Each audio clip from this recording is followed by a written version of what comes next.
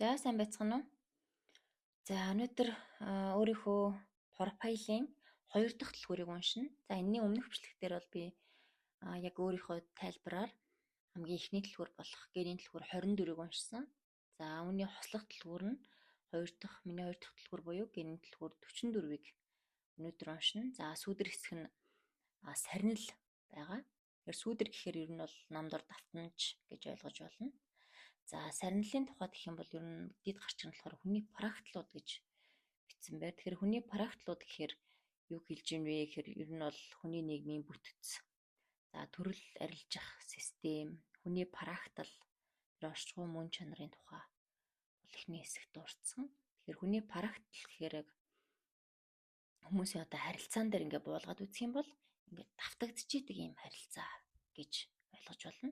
За энэ этикийн сургаалаар авах юм бол хүн хоорондын ийм холбоо хамаарал харилцааг карма буюу үйл яврын холбоо гэж бол хэлнэ.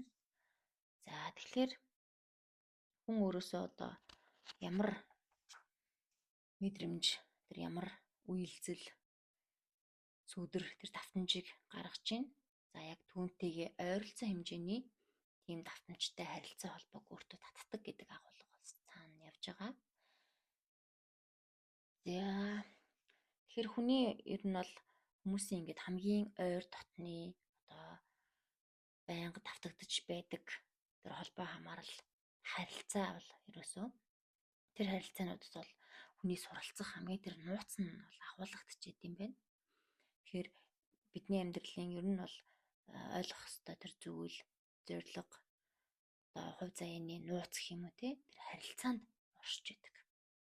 Тэгэхээр хүн өөрт учирж байгаа тэр амьдралд учирж байгаа харилцаа бүрээсээ би энэ харилцаанаас юуг ойлгох хэрэгтэй вэ гэж суралцаад ирэхээр явандаа ингээд өөрийнхөө авах ёстой тэр бүх ойлгох ухамсар, бүх хичээлээ одоо эзэмшээд өөрийнхөө хологенетик тэр мэдээллийн дагуу өөрийнхөө давтамжийг дээшлүүлээд дээд зэгтээ хүрснээрээ өөр өндөр давтамжийн тийм практикуудыг өөртөө татаад эхэлт юм байна. Бүр цаашлаад өндөр давтамжийн хүний практикуудын одоо практикт байгаа шинэ хүмүүсийг хөвчлэн одоо өөртөө татаад бүр тийм битээдсэн хүртгүүтэй өндөр давтамжтай шинэ хүмүүс таны амьдралд орж ирдэг гэсэн үг. За үүнийг одоо нэг яаж хэрхэн мэдх юм бэ гэхээр ер нь бол үнэнч байдал байгаад байдаг. Тэгэхээр таны ингээд эргэн тойрны харилцаанууд дотор ерөөсөө хүмүүсийн тоо зөрөг ч юм уу яг үнэнч гэсэн хүмүүс нь одоо үлдэх жишээний хэрвээ та ингээд өөр тохиолдож байгаа тэр харилцаануудаасаа сурах зүйлээ сураагүй бол тэр харилцаагаа ингээд дуусгасан ч гэсэн яг түүнтэй ингээд адилхан тийм хийг дадлыг агуулсан харилцаа өөр нэг хүнээр ингээд хамжаад ороод ирдэг. Одоо тухайн орчин нөхцлөөс гарлаа өөр ингээд харилцаанд орлоо гэхэд яг ингээд үйл явдал нь давтагдаад нэг ижил үйл явдал давтагдаад байдаг. Тэгэхээр энэ үйл явдлаас би яг юуг суралцах хэрэгтэй юм бэ? Би юуг ойлгоогүй үлдсэн бэ гэдэг талаас нь ингээд өөрлөгөө ухамсарлаж тунгааж бодох хэрэгтэй. За цаашаа вэ. За энд бол яг хүний энэ цэвэр практик бол хоёр хүний хооронд харилцаанаас эхэлдэг гэж байгаа. Тэгээ энд бол ерөөсөө хүүс хамаагүй. Жишээлбэл та яг гэр бүлийн хүнтэйгээ хэрхэн яаж харилцаж чинь, яг ямар асуудал байнга тулгараад байна гэдгийг олон талаас нь харах хэрэгтэй гэсэн үг. За тэгээл эцэг их ойр дотны харилцаанууд байна тийм ээ. За цааш явхад за ингээ өөрөө уншаад би бол яг ингээд өөрт ямар мэдрэмж өгсөн тэр гол санаануудыг нь бас тэмдэглээд за тэр гол тэмдэглэсэн зүйлээ бол илүү дэлгэрүүлж тайлбарлаж хуваалцж байгаа. Хэрвээ та яг өөрийнхөө профилийн дагуу өөрийнхөө дэлгүүрийг уншаад хэрвээ тэр таны профиль дотор бас надтай адилхан дэлгүүр бас давхардаж болно. Гэхдээ бас өөрөө уншихад хүртэл илүү өөр мэдрэмжийг авна. Энэ бол зөвхөн би өөрийнхөө дэлгүүрийг уншаад надад юу нь гол санагдсан, түүнийг би хэрхэн харж тайлбарлаж байгаа гэдэг үнцэг байгаа. За энэ дээр бас нэг юм чухал санаа дурддагчижсэн. Ерөөсөө хүний тэр практик болохоор бас дэн ихээр дамжиж ирдэг гэсэн санаа байсан.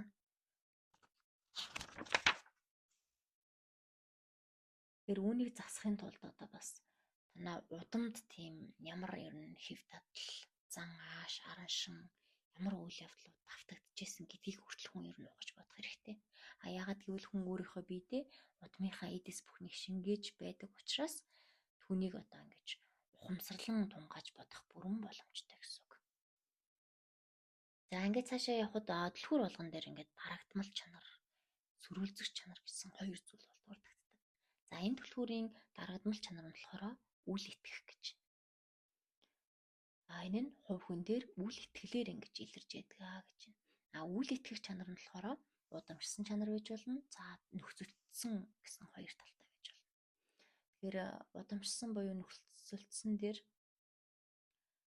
хүн бага болчир насандаа мэдэрсэн тэр айдсын хариу хэв дадал ерөөс амьдралынхын туршид ингээд юу л тохиолдно тэр бүх харилцаан дээр нь ингэж гарч ирээд байдаг.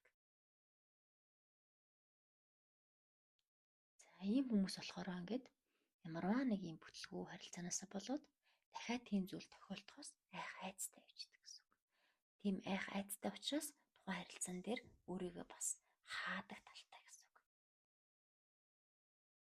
Гаднаа ил үзүүлэхгүй ч гэсэн яг нэг тухайн үйл явдал дээр ингээд мэдрэг байгаад байгаа зүйл нь таны цаана байгаа тэр айцтай холбоотой гэсэн үг. За ийм төрлийн хүмүүс болохоор ингээ хүмүүстэй хамт ажиллаад амьдрах боловч цаанаа ингээд энэ айцаасаа болоод тэр хүмүүсээс ийм сунгасан гарын дайтай зай авсан байдгаа гэж үздэн байна. Өнгөрсөнд болсон зүйлдээ туугтаад хайр, халын алийг нь ч мэдрэхгүй тийм хамгаалтын хаан босгосон байдаг гэж. За энэ дээр бас ингээд нэмэлт өөрийнхөө бас сурсан мэдсэн зүйлээсээ тайлбар өгөхөд ерөөсөө л тэр хүний мэдрэмж яваад байгаа байхгүй юу? Одоо энэ сүүдрийн давтамж гэдэг бол хүний тэр доод давтамж, айц, сөрөг ямар л мэдрэмжүүд байна. Тэр хамгийн доод түвшний мэдрэмж л гэсэн үг. Тэгээ энэ болгонтойгоо хүн өөрөө л адилж ийж тухайн мэдрэмж өөрөө тайлдаг. Бусад хүмүүс хэрхэн нөлөөлөх юм гэхээр сонсож болно, чиглүүлж болно. Тэр айцын мэдрэмжтэйгээ нүүр тулах зоригийг танд өгч болно. Тийм гадна талын одоо нөлөөллүүдийг үзүүлнэ. Эцсийн дүндээ тухайн тэр үйл явдлыг та өөрөө туулаад гарсан болохоор тэр гүнийг үндэх тэр мэдрэмжийг та өөрөө л тайлна гэсэн үг. За дараагийнх нь сөрүүлзэгч чанар. Сөрүүлзэгч чанар нь буруу дүгнэх гэсэн байна. Энэ сүудрийн сөрүүлзэгч чанар нь буруу ойлголтын бүр маструуд гэж.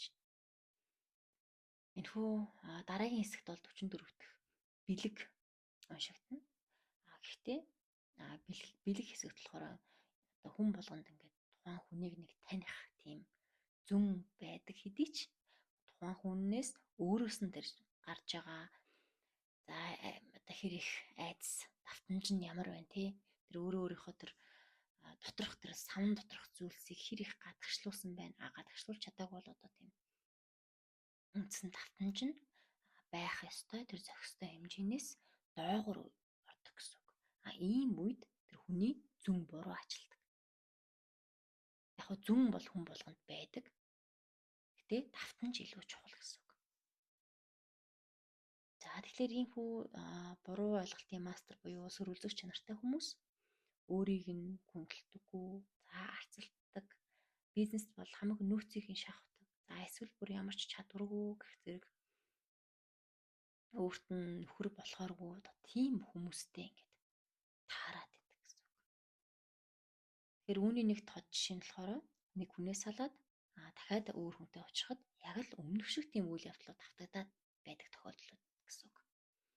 Тэгэхээр тэдний зүн нь яг өөрийн тэр практикаас гадуур ажиллах боломжгүй учраас хүн тэр практик буюу өөрийнхөө тэр доторх хөвтэй тулж ажиллах хэрэгтэй гэсэн үг ээ.